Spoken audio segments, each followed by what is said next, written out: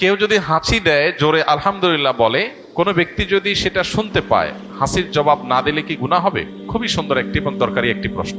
ইসলাম আমাদেরকে অত্যন্ত দারুণ শিষ্টাচার শিখিয়েছে এবং সামাজিক এবং পরম সৌজন্যতা বোধ সম্পন্ন মানুষ হতে শিখিয়েছে। অন্য কোন সমাজে, অন্য কোন সভ্যতা ইসলামের মতো এত বেশি আপনাকে সৌজন্যতা বোধ সম্পন্ন মানুষ হতে শেখায় নাই। যেমন কেউ যদি আপনাকে সালাম দেয়, আসসালামু আলাইকুম ওয়া রাহমাতুল্লাহ, আল্লাহ বলেছেন ওয়াইদা হুয়্যিতুম বিতাহিয়্যাতিন ফাহাইয়ু বিআহসানা মিনহা আও রুদ্দুহা। তোমাদেরকে কেউ যদি কোনো ভাষায় অভিবাদন জানায়, সালাম জানায়, তাহলে তুমি সে যতটুকু দিয়ে তোমাকে অভিবাদন দিয়েছে, সৌজন্যতা ভদ্রতার খাতিরে তিনি তোমাকে সালাম দিয়ে দোয়া করেছে, তুমি চুপচাপ থাকতে পারো না, তোমাকেও জবাব দিতে হবে পাল্টা। এবং সেটা তিনি যা বলে দিয়েছেন কমপক্ষে অতটুকু, বরং তার চাইতে বেশি, তার চাইতে বেশি দেওয়া উচিত, না হলে কমপক্ষে যতটুকু বলেছে ততটুকু। কেউ যদি বলে আসসালামু আলাইকুম ওয়া রাহমাতুল্লাহ, তুমি চুপ থাকলা, তুমি গুনাহগার হবে। কেউ যদি আসসালামু আলাইকুম ওয়া রাহমাতুল্লাহ বলার পর জবাবে যদি আপনি বলেন ওয়া আলাইকুম আসসালাম, শুধু কমায় বলেন, তাহলে আপনি গুনাহগার হবেন। তিনি যতটুকু বলেছেন কমপক্ষে ততটুকু বলতে হবে, পারলে বাড়িয়ে বলবেন। তিনি আসসালামু আলাইকুম বললে আপনি বলবেন ওয়া আলাইকুম আসসালাম ওয়া রাহমাতুল্লাহ। তিনি যদি বলেন আসসালামু আলাইকুম ওয়া রাহমাতুল্লাহ, তাহলে আপনি বলবেন কি ওয়া আলাইকুম আসসালাম ওয়া রাহমাতুল্লাহি ওয়া বারাকাতুহু। অনেক ইমামদের মতে এরপরে মাগফিরাত ইত্যাদিও যুক্ত করা যায়। আলবানী রাহিমাহুল্লাহ এরকম একটা কথা বলেছেন, যদিও বিশুদ্ধ মত অনুযায়ী অবারাকাতুহু শেষ, এতটুকু। যদি কি অবারাকাতুহু বলে তো আপনি অতটুকুই বলবেন। এটা হলো সৌজন্যতার শিক্ষা, যে আপনাকে একজন সালাম দিল, অনেক লোক আছে অহংকারী, সালামের জবাব শুনে মাথা ঢুলায়, দুইটা ঠোঁট নাড়ালে হয়ে যায়, সেখানে আস্ত মাথা নাড়াচ্ছে। কোনো যুক্তি আছে? যে কাজ দুই ঠোঁটে করা যায় সেটার জন্য সে কি করতেছে? পুরো মাথা নাড়াচ্ছে। অনেকে মাথাও নাড়ায় না অহংকারের কারণে, এটা গুনাহ। সালাম দেওয়া কিন্তু ওয়াজিব না, কিন্তু সালামের জবাব দেওয়া ওয়াজিব। এবং জবাব মনে মনে দিলে হবে না, শুনাই দিতে হবে, কারণ শুনাই না দিলে লোকটা মনে কষ্ট পাবে। শুনাই না দিলে লোকটা মনে করবে আমি সালাম দিলাম, আমাকে ইগনোর করলো। তো আপনাকে এই সৌজন্যতা ইসলাম শিখিয়েছে। ঠিক একই ভাবে কেউ যদি হাঁচি দেয়, এখন বিজ্ঞান গবেষণা করে বের করেছে, বহু বৈজ্ঞানিক গবেষণা আপনার অনলাইনে খুঁজলে পাবো, যে মানুষ যে হাঁচি দেয়, এই হাঁচিটা মানুষের স্বাস্থ্যের জন্য ভালো। হ্যাঁ, অনবরত ঠান্ডার কারণে হাঁচি, সেটা তো অসুস্থতা, কিন্তু স্বাভাবিক যে হাঁচি, মাঝে মধ্যে হাঁচি হওয়া, এটা মানুষের স্বাস্থ্যের জন্য ভালো। হাঁচির ফলে মানুষের শরীর নির্ভর হয়ে যায়, নানান দিক থেকে মানুষের উপকারিতা এর পেছনে আছে, বিভিন্ন বৈজ্ঞানিক গবেষণা আছে, অনলাইনে বহু আর্টিকেল খুঁজে পাবেন। তো এই হাঁচি যে মানুষের জন্য ভালো এবং উপকারী একটা বিষয়, এই জিনিসটা তো আমরা জানতাম না। নবী সাল্লাল্লাহু আলাইহি সাল্লামের একটা হাদিস আছে, ফাইন্না শাইতানা ইয়াবিতু ফি খাইশুমি আহাদিকুম, মানুষের নাকের যে বাঁশি উপরের অংশ, এখানে শয়তান বসবাস করে, লুকায় থাকে, মানুষের শরীরকে প্রভাবিত করে, তাকে খারাপ দিকে ডাইভার্ট করে। তো হাঁচির পর মানুষ শারীরিকভাবে যেমন সুবিধা পায়, স্পিরিচুয়ালি মানুষ উপকার হয়। এই জন্য সে আল্লাহর কাছে শুকরিয়া জানিয়ে বলবে আলহামদুলিল্লাহ। হাঁচি আসলে কি বলবে? আলহামদুলিল্লাহ, আল্লাহর প্রশংসা করবে, কারণ এটা তার জন্য পজিটিভ ভালো একটা জিনিস হয়েছে।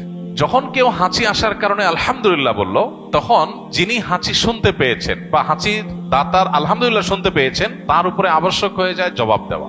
এই যে সৌজন্যতার শিক্ষা। হ্যাঁ, হাঁচি যখন আসবে, হাঁচির ফলে নাক থেকে অনেক সময় ময়লা বের হয়, পানি বের হয়, গন্ধ ছড়াতে পারে, আশপাশে মানুষের কষ্ট হতে পারে। সেজন্য আমাদের হাঁচি বিভিন্ন উপায়ে আমরা সেটা যাতে অন্য পরিবেশকে নষ্ট না করে, অন্য মানুষকে নষ্ট না করে, সেজন্য আমরা হাতে, নিজের কাপড়ে, অন্য কিছুতে, টিস্যু বা কিছু দিয়ে আমরা হাঁচি দেবো। সেটা তো অবশ্যই পার্ট অফ সৌজন্যতা, সেটা আমরা করবোই।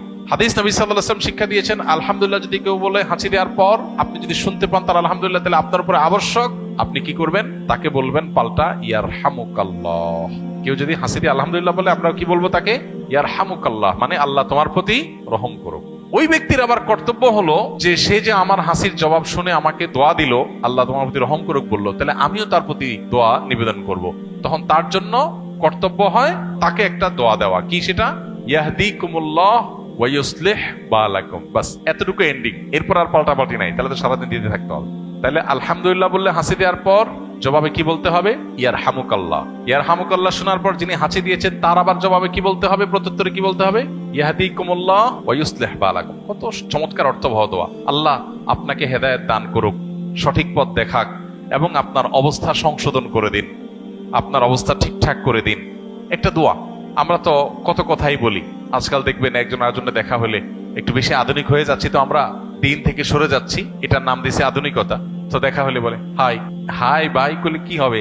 আসসালামু আলাইকুম বললে আপনার প্রতি শান্তি বর্ষিত হোক, আমি একটা দোয়া করলাম, আমি দোয়া করার মধ্য দিয়ে তার প্রতি কল্যাণ কামনা করলাম। সমাজের সবাই সবার কল্যাণ কামনা করলে সমাজটাই তো জান্নাতে পরিণত হয়ে যাবে। হাই ভাই হাই ভাই বললে কি লাভ হবে? তো ইসলাম আমাদেরকে যে শিষ্টাচার শিখিয়েছে, এর চেয়ে যৌক্তিক কোনো শিষ্টাচার নাই। এই জন্য হাঁচির জবাব শুনে আমরা ইয়ারহামুকাল্লাহ বলবো, এটা অনেকে জানি না।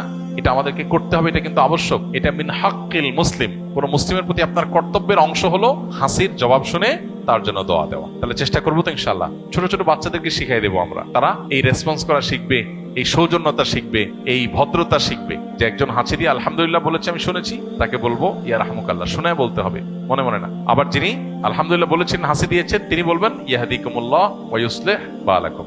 এই একটা সুন্নাত আমাদের সমাজ থেকে হারিয়ে গেছে, আমরা অনেকে জানিও না। এটা বিস্তার করবো তো ইনশাল্লাহ। এটা আমি অফিসে থাকাকালীন সময়ে কাউকে না পেয়ে একা একা ফরজ সালাত পড়ার সময় হঠাৎ করে দেখা যায় একাধিক লোক এসে জামাতে ফরজ সালাত শুরু করে।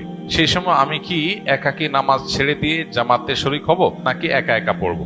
আমাদের লক্ষ্য রাখতে হবে যে কেউ যদি আমাদেরকে, আমরা একা একা জামাতে দাঁড়ানোর পর দেখি জামাত শুরু হয়েছে, নিজের নামাজ ছেড়ে ওই জামাতে শামিল হওয়ার সুযোগ নাই। কারণ আল্লাহ তাআলা বলেছেন লা তুবতিলু আমালাকুম, তোমরা তোমাদের আমলকে বাতিল করে দিও না, তোমাদের আমলকে বাতিল করে দিও না, এটা আল্লাহ তাআলা আমাদেরকে বলেছেন। অতএব এটা আমাদেরকে মাথায় রাখতে হবে।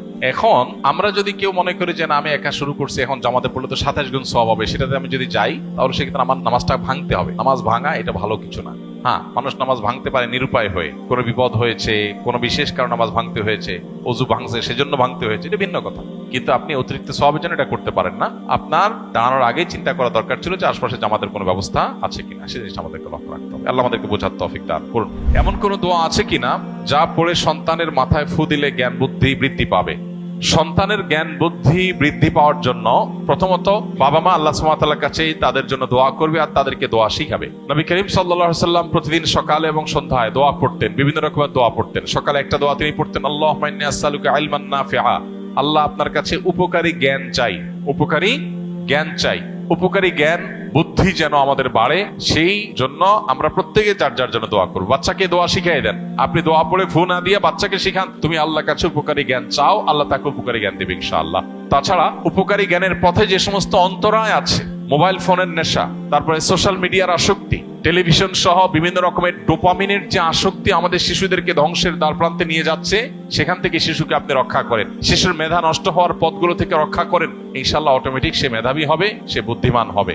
এবং আল্লাহ তাআলার কাছে দোয়া যখন করবো ইনশাআল্লাহ শিশুকে আল্লাহ তাআলা তার জীবনে তার জ্ঞানে গুণে এবং সবকিছুতে বারাকা দান করবেন। আমি এক স্থানে আসরের ফরজ সালাত জামাতে পড়তে গেলে প্রথম রাকাত সূরা ফাতিহার পরে সূরা মিলানোর আগেই রুকুতে চলে যায়, এমত অবস্থায় করণীয় কি? জামাতে ফরজ নামাজ যখন পড়বেন, ইমাম আস্তে যখন সূরা পড়েন তখন তার পিছনে সূরা ফাতিহা পড়বেন কিনা ওলামা ইকরামের ইখতিলাফ আছে। ফুকাহা হানাফির মতে পড়বেন না, ইমামেরটাই যথেষ্ট, অন্য অনেক ইমামের মতে পড়বেন।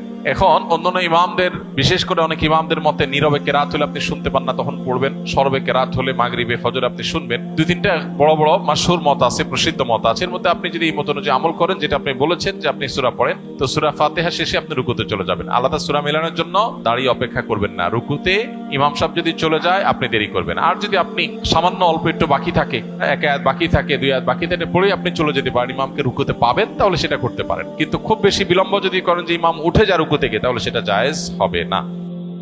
আস সুন্নাহ ফাউন্ডেশন, উম্মার স্বার্থে সুন্নাহর সাথে।